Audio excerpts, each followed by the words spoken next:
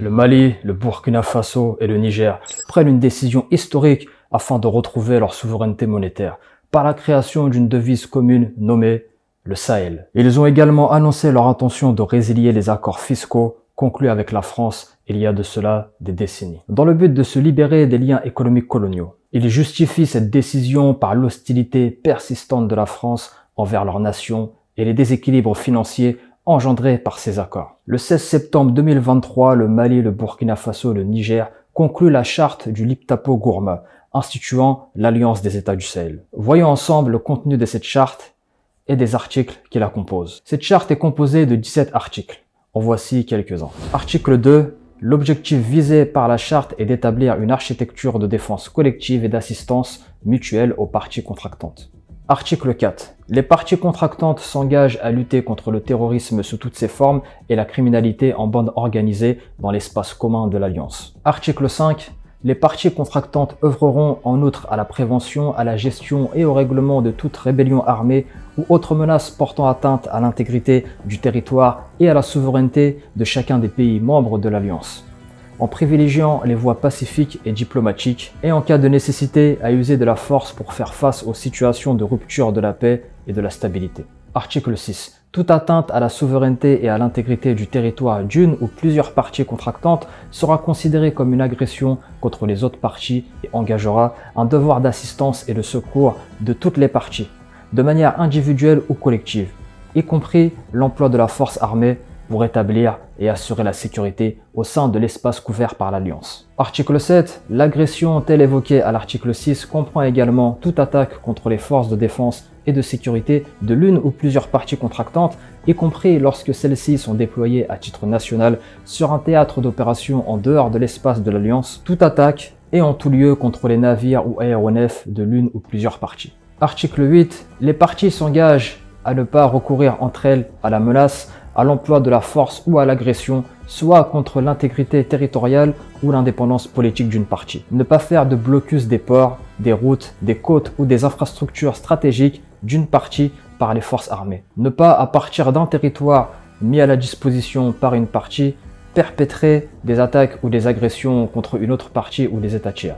Ne pas, à partir d'un territoire mis à la disposition par une partie, perpétrer des attaques ou des agressions contre une autre partie ou des États tiers. Ne pas, à partir du territoire d'une partie, permettre à des groupes armés, des forces armées irrégulières ou des mercenaires de perpétrer des attaques contre un pays du champ.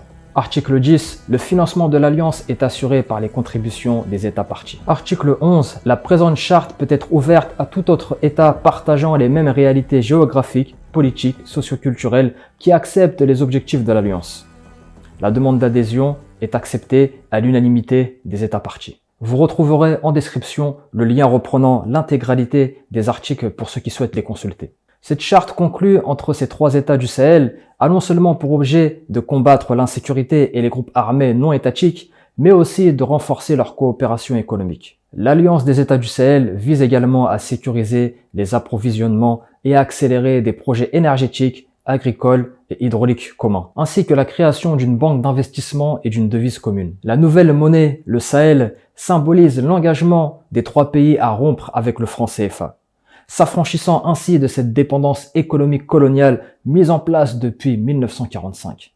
Son taux pourrait être évalué à 1,52 € lors de son lancement, contrairement au franc CFA, ne représentant uniquement qu'une valeur de 0,0015 centimes d'euros. Au-delà de la question monétaire, la constitution ainsi que la pérennité de cette alliance peut être consolidée par l'exploitation totale de leurs propres ressources naturelles, comme les raffineries d'or au Mali et au Burkina Faso, ainsi que les ressources pétrolières au Niger. Le soutien de la Russie, de la Chine et de l'Inde à cette initiative renforce la crédibilité du Sahel en tant que monnaie stable. Cette révolution monétaire est également marquée par le fait que la Banque centrale des États d'Afrique de l'Ouest, qui gérait précédemment le franc CFA, n'est pas affiliée à la Banque des règlements internationaux. Cette indépendance permet aux pays de la coalition Liptako-Gourma de traiter directement avec des partenaires internationaux remettant potentiellement en question la dynamique économique de la communauté économique des États d'Afrique de l'Ouest. Le Togo a déjà exprimé son intention de rejoindre la coalition Liptako-Gourma et d'autres pays pourraient suivre. La dénomination du Sahel en référence à la région élargit son attrait à d'autres pays, renforçant son influence et son potentiel économique. En fin de compte, le Sahel représente bien plus qu'un simple changement de devise. Il incarne la lutte de l'Afrique pour l'indépendance économique et la reprise en main de son destin par ses 3 premiers États. Pour résumer, je dirais que le processus des États-Unis d'Afrique est bel et bien enclenché. Il est primordial que chacun d'entre nous prenne conscience que nous traversons actuellement une période historique après l'alliance des États du Sahel conclue à travers la charte du Liptako-Gourma le 16 septembre 2023 entre le Burkina Faso, la République du Mali et la République du Niger. Nous assistons à présent à la création d'une nouvelle monnaie, le Sahel, venant rompre avec le franc CFA instauré depuis près de 80 ans. L'étape suivante consiste désormais à faire adopter cette charte à davantage de pays africains, de constituer un bloc de plus en plus large, de se pencher sur les volets restants pour in fine basculer sur une politique, sur une puissance continentale. Je le répète une nouvelle fois, le processus est bel et bien enclenché. Unis ensemble vers les États-Unis d'Afrique. Black Spirit.